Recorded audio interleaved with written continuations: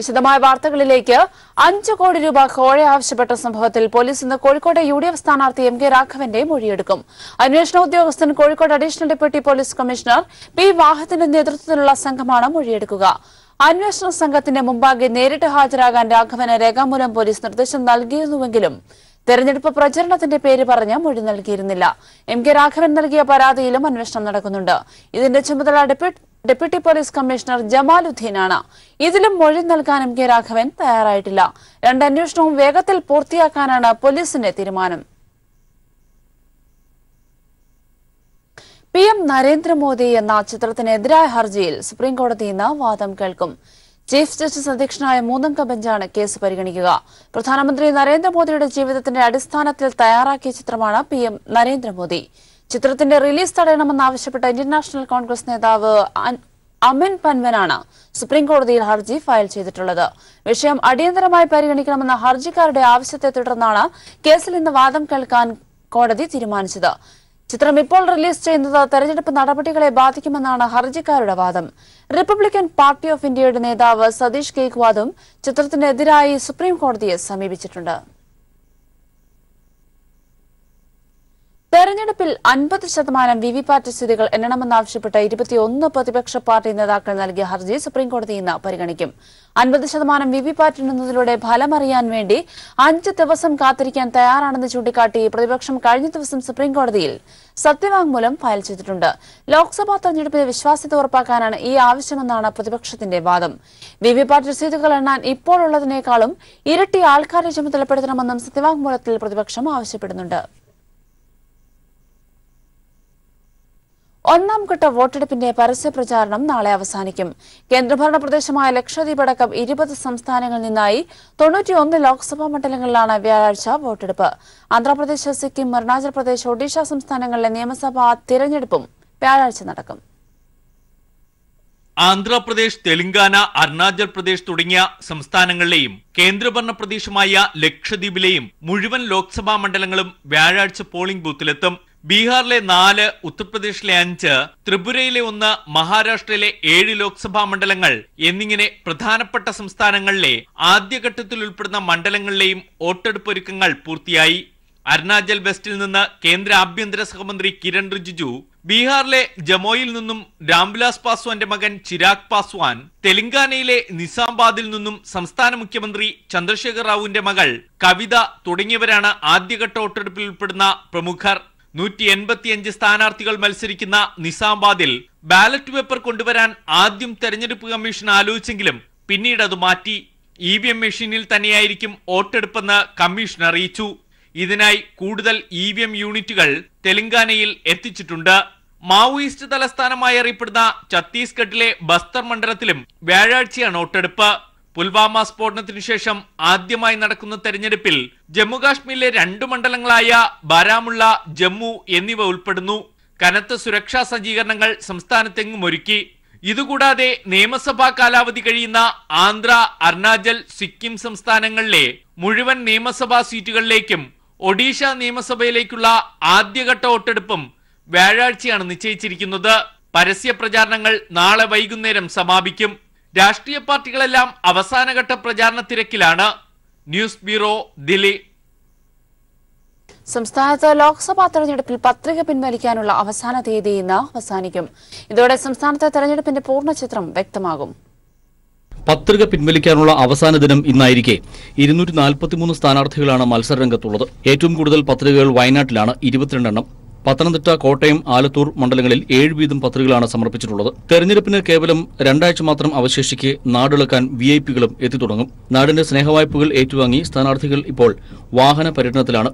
ഇനിയുള്ള ദിവസങ്ങൾ ദേശീയ നേതാക്കളെ കൂടി പങ്കെടുപ്പിച്ചുകൊണ്ടുള്ള പൊതുയോഗങ്ങളിലേക്ക് 3 മുന്നണികളും കടക്കും. മുഖ്യമന്ത്രി പിണറായി വിജയൻ, CPM സംസ്ഥാന സെക്രട്ടറി കോടിയേരി ബാലകൃഷ്ണൻ, മുൻ മുഖ്യമന്ത്രി VS അച്യുതാനന്ദൻ, CPI സംസ്ഥാന സെക്രട്ടറി കാനം രാജേന്ദ്രൻ തുടങ്ങിയവർ വിവിധ ജില്ലകൾ കേന്ദ്രീകരിച്ചുള്ള പ്രചരണ പരിപാടികളിലാണ്.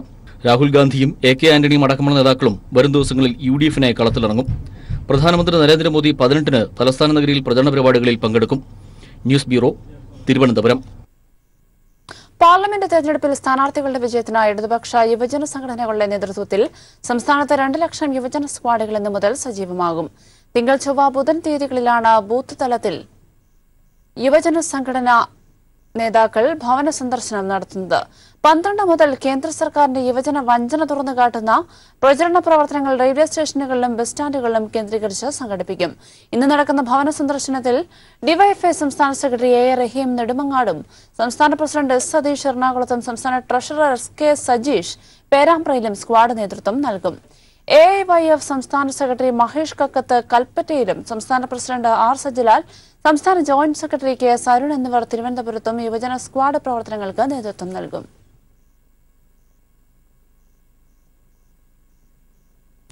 മത്സരിക്കുന്നത് UDF സ്ഥാനാർത്ഥിയായെങ്കിലും പ്രേമചന്ദ്രൻ സംഘികൾക്ക് പ്രിയങ്കരനെന്ന CPM സംസ്ഥാന സെക്രട്ടറി കോടിയേരി ബാലകൃഷ്ണൻ. മത്സരിക്കുന്നത് UDFിലാണെങ്കിലും BJP മനസ്സാണ് പ്രേമചന്ദ്രന്. തെരഞ്ഞെടുപ്പ് അഭ്യർത്ഥനയിൽ എവിടെയും മോദി വിരുദ്ധ പരാമർശങ്ങളില്ലെന്നും കോടിയേരി ചൂണ്ടിക്കാട്ടി. കൊല്ലം ചാത്തന്നൂരിലും അയത്തിലും നടന്ന തെരഞ്ഞെടുപ്പ് പ്രചരണ യോഗങ്ങളിലാണ് കൊല്ലത്തെ UDF സ്ഥാനാർത്ഥിയുടെ ഇരട്ട രാഷ്ട്രീയം പറഞ്ഞ് കോടിയേരി ബാലകൃഷ്ണൻ ജനങ്ങളെ അഭിസംബോധന ചെയ്തത്. RSSുമായി UDFിന്റെ സ്ഥാനാർത്ഥി ഉണ്ടാക്കിയിട്ടുള്ള ബന്ധം എന്താണ്? സൗഹൃദ ബന്ധം വഴി ഉണ്ടാക്കിയിട്ടുള്ള ധാരണ ജയിച്ചാൽ പാർലമെന്റിൽ സന്നിധ ഘട്ടത്തിൽ BJPയെ സഹായിക്കാം. ഈ കഴിഞ്ഞ പാർലമെന്റ് സമ്മേളനത്തിൽ കോൺഗ്രസും BJPയും ഒത്തുകളിച്ചു. മുത്തലാഖ് ബിൽ അവതരിപ്പിച്ചപ്പോൾ കോൺഗ്രസുകാർ എതിർത്ത് വോട്ട് ചെയ്തില്ല, ഇടതുപക്ഷം എതിർത്ത് വോട്ട് ചെയ്തു. ഇതാണ് ഒത്തുകളി. കേന്ദ്രത്തിൽ മതേതര സർക്കാർ അധികാരത്തിൽ വരണമെങ്കിൽ ഇടതുപക്ഷത്തിന് കരുത്തുണ്ടാവണം. അതിന് ഇടത് MPമാർ ലോക്സഭയിൽ എത്തണമെന്നും ഉത്തരേന്ത്യയിൽ മൃദുഹിന്ദുത്വ സമീപനവും വയനാടിൽ മതേതരത്വവും അവകാശപ്പെടുന്നവരെ എങ്ങനെ വിശ്വസിക്കുമെന്നും കോടിയേരി ചോദിച്ചു. ഇന്നത്തെ കോൺഗ്രസാണ് നാളത്തെ BJP എന്ന വാദം കേരളത്തിലും നടപ്പിലായി തുടങ്ങിയെന്ന് കോടിയേരി ബാലകൃഷ്ണൻ ചൂണ്ടിക്കാട്ടി.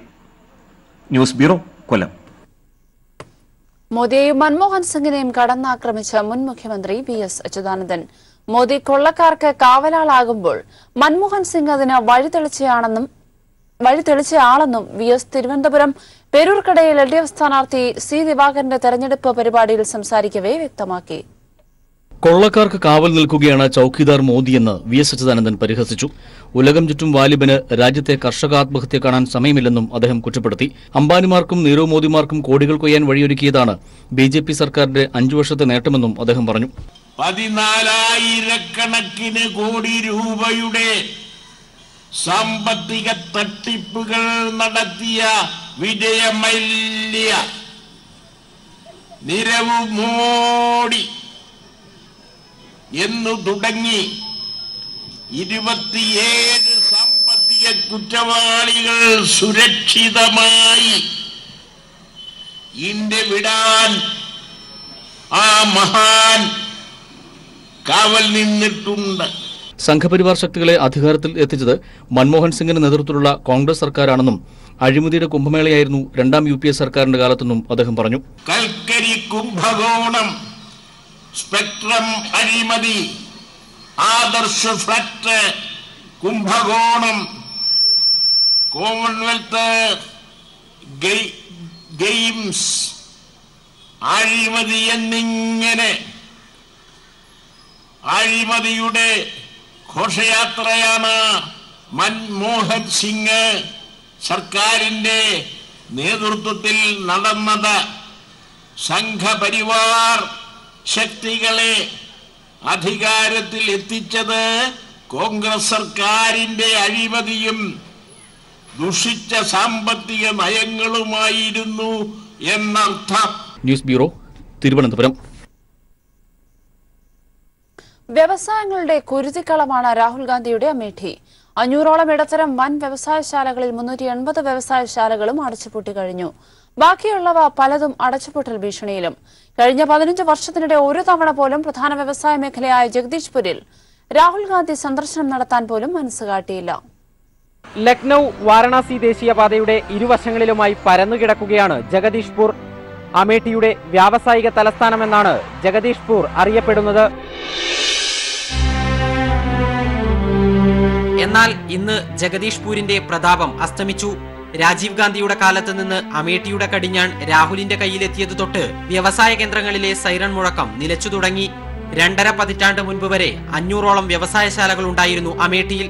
ഇതിൽ 380 എണ്ണവും ഇന്ന് അടച്ചുപൂട്ടി കഴിഞ്ഞു. अगर हम बात करें तो अराउंड 90 के आसपास अराउंड 500 इंडस्ट्रीज रजिस्टर्ड थी यहाँ पे, आज हम देखें तो 80% इंडस्ट्रीज क्लोज हैं। വർഷങ്ങൾക്ക് മുൻപാണ് സ്വകാര്യ മേഖലയിലെ മാൾവിക സ്റ്റീൽ ഫാക്ടറി സെയിൽ ഏറ്റെടുത്തത്. അമേഠിയിലെ പ്രധാന പൊതുമേഖലാ സ്ഥാപനമായ മാൾവികയിൽ ഇപ്പോൾ ഉൽപാദനം നിലച്ചു കഴിഞ്ഞു. സമീപത്ത് പ്രവർത്തിക്കുന്ന ബെല്ലും മോശം സ്ഥിതിയിലാണ്. Usha rectifier, Hindustan paper mill, യൂണിച്ചർ ടെക്സ്റ്റൈൽസ്, ഗോണ്ടി സിമൻസ് ഇങ്ങനെ നീളുന്നു വിവിധ കാലയളവിൽ പൂട്ടിപ്പോയ സംരംഭങ്ങളുടെ എണ്ണം. എന്നിട്ടും 15 വർഷത്തിനിടയിൽ ഒരിക്കൽ പോലും ഈ ദുരവസ്ഥ നേരിട്ട് കാണാനോ പരിഹരിക്കാനോ രാഹുൽ ഗാന്ധി ജഗദീഷ്പൂരിൽ എത്തിയില്ലെന്നതാണ് അത്ഭുതം. जैसा मैं देख रहा हूं कि लास्ट 15 ईयर से राहुल गांधी आते तो हैं, एवरी ईयर एवरी 6 मंथ पे भी आते हैं, लेकिन जो यहाँ नेशनल हाईवे है उस नेशनल हाईवे से वो निकल जाते हैं. कभी उन्होंने इस एरिया में एंट्री ही नहीं किया. ഇതാണ് ആരിഫ് സിമൻസ് കമ്പനി. അടച്ചുപൂട്ടിയിട്ട് 10 വർഷം പിന്നിട്ടു. ഇവിടുത്തെ ജോലി പോയതോടെ ജീവിക്കാനായി വാച്ച്മാന്റെ ജോലി ചെയ്യുകയാണ് പഴയ എഞ്ചിൻ ഓപ്പറേറ്റർ വിശ്രാം. പണ്ട് വൈകുന്നേരങ്ങളിൽ ജഗദീഷ്പൂരിലെ ഫാക്ടറികളിലേക്കുള്ള റോഡുകളിൽ ജോലി കഴിഞ്ഞവരും അടുത്ത ഷിഫ്റ്റിന് കയറാനുള്ളവരും കൂട്ടം കൂട്ടമായി നടന്നു നീങ്ങുമായിരുന്നു. ഇന്ന് പേരിന് മാത്രമാണ് ഈ വഴികളിലെ ആൾപ്പെരുമാറ്റം. നോട്ട് നിരോധനത്തിനും GSTക്കും മുൻപ് തന്നെ ജഗദീഷ്പൂരിലെ വ്യവസായങ്ങൾ റിവേഴ്സ് ഗിയറിൽ ഓടിത്തുടങ്ങിയിരുന്നു. നോട്ട് നിരോധനവും GSTയും കൂടിയായതോടെ തകർച്ച സമ്പൂർണ്ണമായി. ജഗദീഷ്പൂരിൽ നിന്നും ക്യാമറാമാൻ അതുൽ CS-നൊപ്പം ശരത് കെ ശശി. നടിയെ ആക്രമിച്ച കേസിൽ CBI അന്വേഷണം ആവശ്യപ്പെട്ട് ദിലീപ് സമർപ്പിച്ച ഹർജി ഹൈക്കോടതി ഇന്ന് പരിഗണിക്കും. CBI അന്വേഷണം ആവശ്യപ്പെട്ട് നേരത്തെ നൽകിയ ഹർജി തള്ളിയ സിംഗിൾ ബെഞ്ച് ഉത്തരവ് ചോദ്യം ചെയ്താണ് അപ്പീലുമായി ദിലീപ് ഡിവിഷൻ ബെഞ്ചിനെ സമീപിച്ചത്. അപ്പീലിൽ തീർപ്പാകുന്നതുവരെ വിചാരണ നീട്ടിവെക്കണമെന്നും ഹർജിയിൽ ആവശ്യപ്പെട്ടിട്ടുണ്ട്. കേസിൽ വസ്തുതകളുടെയോ തെളിവുകളുടെയോ അടിസ്ഥാനത്തിലല്ല പ്രതിയാക്കിയതെന്നാണ് ഹർജിയിൽ ദിലീപ് ചൂണ്ടിക്കാട്ടുന്നത്. പോലീസ് അന്വേഷണം നിഷ്പക്ഷമായിരുന്നില്ലെന്നും ഹർജിയിൽ ദിലീപ് ആരോപിക്കുന്നു. സത്യാവസ്ഥ പുറത്തുവരാൻ സംസ്ഥാന പോലീസിന് പുറത്തുള്ള CBI പോലുള്ള ഏജൻസികൾ കേസ് അന്വേഷിക്കണമെന്നാണ് ദിലീപിന്റെ ആവശ്യം.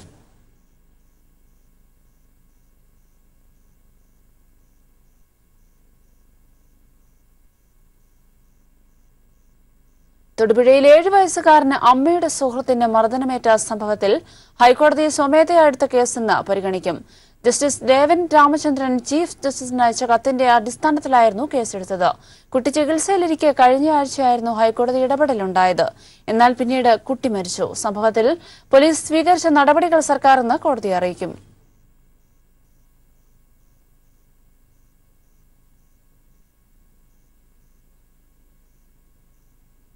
ബാർക്കോഴ കേസിൽ തനിക്കെതിരെ തുടരന്വേഷണത്തിന് ഉത്തരവിട്ട വിജിലൻസ് കോടതി വിധിക്കെതിരെ KM മാണി സമർപ്പിച്ച ഹർജി ഹൈക്കോടതി ഇന്ന് പരിഗണിക്കും.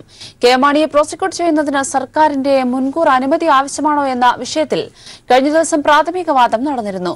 മുൻകൂർ അനുമതി ആവശ്യമില്ലെന്നാണ് വിജിലൻസ് ഹൈക്കോടതിയിൽ സമർപ്പിച്ചിരിക്കുന്ന സത്യവാങ്മൂലത്തിൽ ചൂണ്ടിക്കാട്ടിയിരിക്കുന്നത്.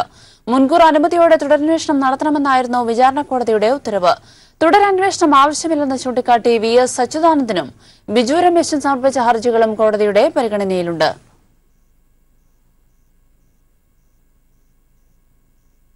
സിഖ് വിരുദ്ധ കലാപക്കേസിലെ ജീവപര്യന്തം ശിക്ഷയ്ക്കെതിരെ മുൻ കോൺഗ്രസ് നേതാവ് സജ്ജൻ കുമാർ നൽകിയ അപ്പീൽ സുപ്രീംകോടതി ഇന്ന് പരിഗണിക്കും. അപ്പീലിൽ വാദം കേൾക്കുന്നതിൽ നിന്ന് സുപ്രീംകോടതി ജസ്റ്റിസ് സഞ്ജയ് ഖന്ന ഫെബ്രുവരി 25-ന് പിന്മാറിയിരുന്നു. ജസ്റ്റിസുമാരായ SA ബോബ്ഡെ, അബ്ദുൾ നസീർ എന്നിവരുടെ ബെഞ്ചാണ് വാദം കേൾക്കുക. താൻ ദില്ലി ഹൈക്കോടതി ജഡ്ജിയായിരുന്നപ്പോൾ സജ്ജൻകുമാറിന്റെ ഹർജിയിൽ വാദം കേട്ടിരുന്നുവെന്ന് വ്യക്തമാക്കിയാണ് ജസ്റ്റിസ് ഖന്ന അപ്പീൽ പരിഗണിക്കുന്നതിൽ നിന്നും പിന്മാറിയത്. 1984-ലെ സിഖ് വിരുദ്ധ കലാപത്തിൽ ഒരു കുടുംബത്തിലെ 5 പേർ കൊല്ലപ്പെട്ട കേസിൽ സജ്ജൻകുമാർ കുറ്റക്കാരനാണെന്ന് ഡിസംബർ 17-ന് ദില്ലി ഹൈക്കോടതി കണ്ടെത്തിയിരുന്നു. ദില്ലി ബോർഡറിലുള്ള മണ്ടോലി ജയിലിൽ ശിക്ഷ അനുഭവിക്കുകയാണ് സജ്ജൻകുമാർ ഇപ്പോൾ.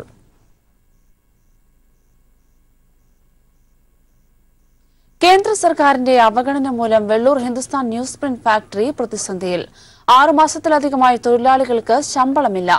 സംസ്ഥാന സർക്കാരിന് ഗണ്യമായ മുതൽ മുടക്കുള്ള സ്ഥാപനം സ്വകാര്യവൽക്കരിക്കുമെന്ന പിടിവാശിയിലാണ് കേന്ദ്ര സർക്കാർ. വിദേശ രാജ്യങ്ങളിൽ നിന്നുള്ള വ്യാപകമായ ന്യൂസ് പ്രിന്റ് ഇറക്കുമതി മൂലം തകർച്ചയിലായ HNL-ന് സാമ്പത്തിക സഹായം നൽകാൻ കേന്ദ്ര സർക്കാർ തയ്യാറായിട്ടില്ല. പകരം കമ്പനി സ്വകാര്യവൽക്കരിക്കാനാണ് കേന്ദ്ര നീക്കം. കേന്ദ്ര മലിനീകരണ നിയന്ത്രണ ബോർഡ് അനുമതി നൽകാത്തതിനാൽ ഇവിടുത്തെ ഉൽപാദനം നിലച്ചിട്ട് 3 മാസമായി. 6 മാസമായി ശമ്പളം ലഭിക്കാത്ത തൊഴിലാളികൾ ദുരിതത്തിലാണ്. 3 മാസത്തിൽ കൂടുതലായിട്ട് കമ്പനി പ്രവർത്തിക്കുന്നില്ല. തൊഴിലാളികൾക്കാണെങ്കിൽ 6 മാസത്തോളമായിട്ട് ശമ്പളം കിട്ടുന്നില്ല. അങ്ങനെ വലിയ അരക്ഷിതാവസ്ഥയിൽ ഇപ്പോൾ എത്തി നിൽക്കുകയാണ്. അതേപോലെ കറണ്ട് ചാർജ് ഇനത്തിലും ഈ അസംസ്കൃത വസ്തുക്കളുടെ ഇനത്തിലും 30 കോടിയോളം രൂപ സംസ്ഥാന സർക്കാരിന് കമ്പനി കൊടുക്കാനുണ്ട്. അതിലൊന്നും സംസ്ഥാന സർക്കാർ ഒരു നിർബന്ധവും ചെലുത്താതെ സാവകാശം കൊടുത്ത് എങ്ങനെയെങ്കിലും ഇത് നിലനിന്ന് പോകട്ടെ എന്ന നിലപാടെടുത്ത് മുമ്പോട്ട് പോവുകയാണ്. HNL ഏറ്റെടുക്കാമെന്ന നിലപാടുമായി കേന്ദ്ര ഗവൺമെന്റിനെ സമീപിച്ച സംസ്ഥാന സർക്കാരിനോട് ലേലത്തിൽ പങ്കെടുക്കാനാണ് കേന്ദ്രം നിർദ്ദേശിച്ചത്. ഫാക്ടറിക്കായി 600 ഏക്കറിലധികം ഭൂമി നൽകിയത് കേരള സർക്കാരാണ്. ഈ ഭൂമിയുടെ വിൽപ്പനയാണ് കമ്പനി സ്വകാര്യവൽക്കരണത്തിന്റെ മറവിൽ കേന്ദ്രം ലക്ഷ്യമിടുന്നത്. നിലവിലെ MP ജോസ് കെ മാണി രാജ്യസഭയിലേക്ക് ചേക്കേറിയതോടെ പ്രതിസന്ധി ഘട്ടത്തിൽ HNLന് വേണ്ടി സംസാരിക്കാൻ ജനപ്രതിനിധി ഇല്ലാത്തതും തിരിച്ചടിയായി. കേന്ദ്ര സർക്കാരിന്റെ നിഷേധാത്മക നിലപാടുകളാണ് ഈ പൊതുമേഖലാ സ്ഥാപനത്തെ ഇന്നത്തെ ദുരവസ്ഥയിൽ എത്തിച്ചിരിക്കുന്നത്. ക്യാമറാമാൻ സാംജിത്ത് ആർപ്പുക്കരോടൊപ്പം വെള്ളൂരിൽ നിന്നും TP പ്രശാന്ത്.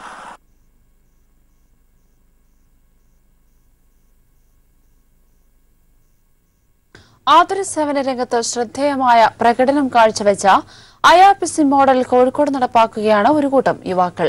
വടകര ലോക്സഭാ മണ്ഡലം LDF സ്ഥാനാർത്ഥി P ജയരാജന്റെ പ്രചരണാർത്ഥമാണ് ഇടതുപക്ഷ യുവജന സംഘടന യൂത്ത് ബ്രിഗേഡിന്റെ നേതൃത്വത്തിൽ ആശുപത്രികൾ കേന്ദ്രീകരിച്ചുള്ള സേവന പ്രവർത്തനം നടത്തുന്നത്.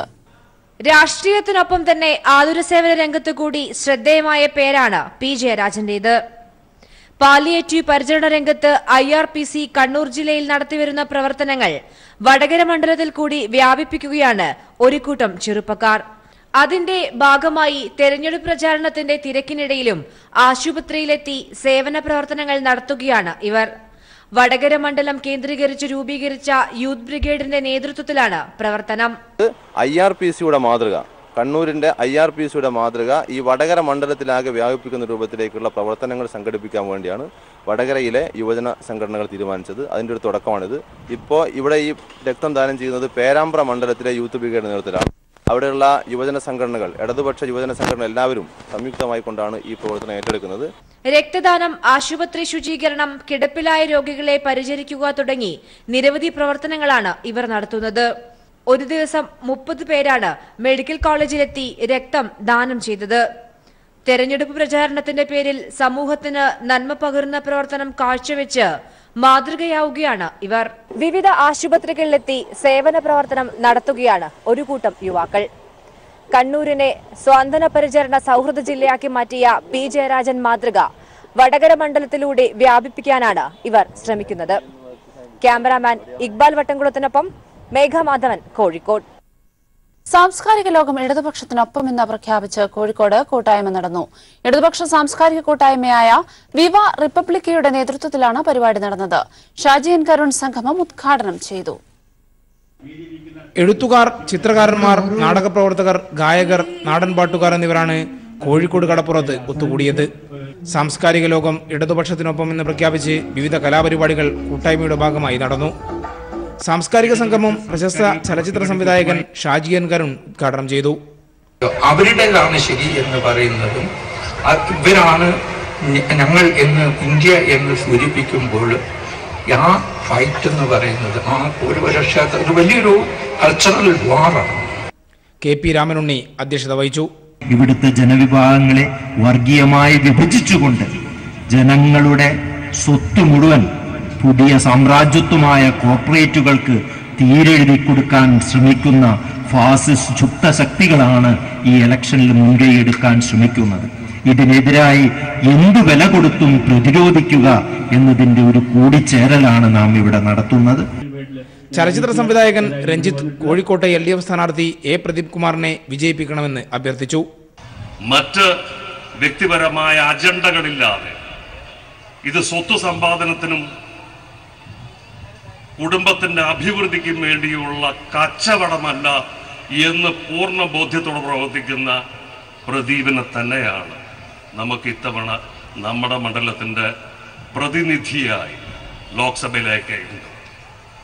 അജിത, DYFI അഖിലേന്ത്യാ president PM Muhammad Riyas, KN Kunhammad, CP Aboobacker, doctor PK Pokker, Kavitha Mukhopadhyay, A Shanthakumar തുടങ്ങി നിരവധി പ്രമുഖർ സാംസ്കാരിക സംഗമത്തിനെത്തി. News bureau, Kozhikode. കാസർഗോഡ് ലോക്സഭാ മണ്ഡലത്തിൽ പ്രമുഖ ദേശീയ നേതാക്കളുടെ പ്രചാരണം. CPIM പോളിറ്റ് ബ്യൂറോ അംഗം സുഭാഷിണി അലിയും കോൺഗ്രസ് പ്രവർത്തക സമിതി അംഗം AK ആന്റണിയുമാണ് മുന്നണി പ്രവർത്തകർക്ക് ആവേശം പകർന്ന മണ്ഡലത്തിൽ പ്രചരണ യോഗങ്ങളിൽ പ്രസംഗിച്ചത്. LDF സ്ഥാനാർത്ഥി KP സതീഷ് ചന്ദ്രൻ മണ്ഡലത്തിൽ 5ാം വട്ട പ്രചരണത്തിന് തുടക്കം കുറിച്ചു. S രാമചന്ദ്രൻ പിള്ളയ്ക്ക് പിന്നാലെയാണ് പോളിറ്റ് ബ്യൂറോ അംഗം സുഭാഷിണി അലി കാസർഗോഡ് ലോക്സഭാ മണ്ഡലത്തിൽ LDF-ന് വേണ്ടി പ്രചാരണത്തിനെത്തിയത്. ബന്ദിയോട്, പാടി, ചോയ്യങ്കോട്, മാതമംഗലം എന്നിവിടങ്ങളിൽ വമ്പിച്ച LDF പൊതുയോഗങ്ങളിൽ സുഭാഷിണി അലി പ്രസംഗിച്ചു.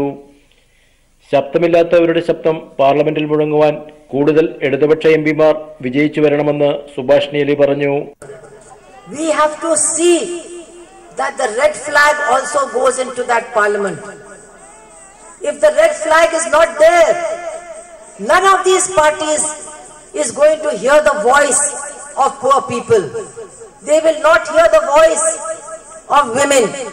They will not hear the voice of the farmers and the workers. They will not hear the voice of the minorities and of the Dalits. Periya കൊലപാതകത്തിൽ CBI അന്വേഷണത്തെ സംസ്ഥാന സർക്കാർ അനുകൂലിക്കണമെന്നാവശ്യപ്പെട്ട AK ആന്റണി കോഴിക്കോട്ടെ UDF സ്ഥാനാർത്ഥി MK രാഘവനെതിരെയുള്ള ചോദ്യങ്ങളിൽ നിന്ന് ഒഴിഞ്ഞുമാറി. ഇക്കാര്യത്തിലുള്ള തന്റെ നിലപാട് കോഴിക്കോട്ട് മാധ്യമങ്ങളോട് പറഞ്ഞുകൊള്ളാമെന്ന് ആന്റണി പറഞ്ഞു. പെരിയയിലും പയ്യന്നൂരിലും UDF യോഗങ്ങളിൽ AK ആന്റണി പ്രസംഗിച്ചു. LDF സ്ഥാനാർത്ഥി KP സതീഷ് ചന്ദ്രൻ മണ്ഡലത്തിലെ 5ാം വട്ട പര്യടനത്തിന് കാസർഗോഡ് നിയമസഭാ മണ്ഡലത്തിൽ തുടക്കം കുറിച്ചു. സിവിൽ സർവീസ് പരീക്ഷയിൽ 49ാം റാങ്ക് നേടിയ രഞ്ജന മേരി വർഗീസിനെ ബദിയടുക്കയിലെ വീട്ടിലെത്തി സതീഷ് ചന്ദ്രൻ അഭിനന്ദിച്ചു. UDF സ്ഥാനാർത്ഥി രാജ്മോഹൻ ഉണ്ണിത്താനും NDA സ്ഥാനാർത്ഥി രവീശ തന്ത്രിക്കുണ്ടാറും മണ്ഡലത്തിൽ പ്രചാരണം തുടരുകയാണ്. News bureau, Kasaragod.